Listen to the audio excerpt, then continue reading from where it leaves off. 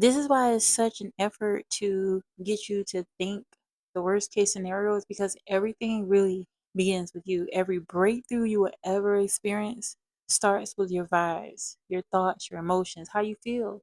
And so this is no coincidence that oftentimes our inner dialogues are filled with what it is we don't want, because it's just a part of being within the society. But you can counter it always by focusing on being filled with gratitude, being grateful, focus on having peace.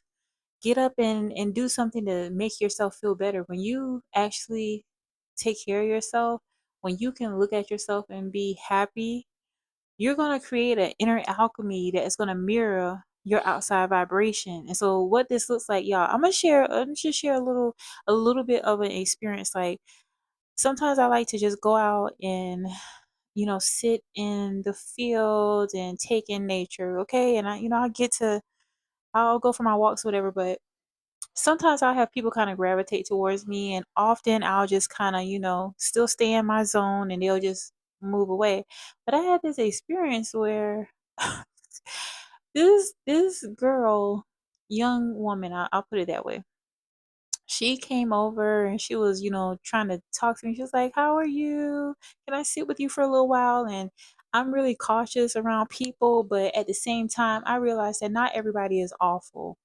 And so her energy wasn't really registering that, but she was saying some things that I wasn't really cool with.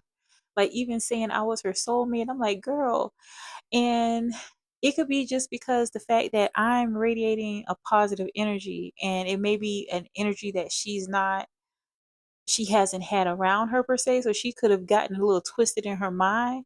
But just understand, when you're vibrating with positive energy, like I was literally out there praying and reading my book. And so she just was like, can I have a hug? Blah blah blah. And I'm like, okay, cool.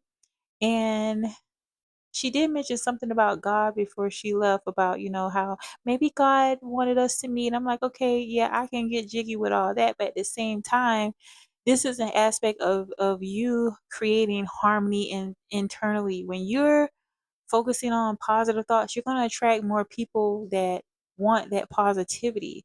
But it's going to be up to you whether you discern whether you want to deal with them or not. But I just want to share that little uh topic in regard to your inner world is going to also manifest into your outer world. You're going to begin to attract people that want to be a part of your life in some aspect, and it's because you are what the world is missing. The world is missing people that are kind and considerate.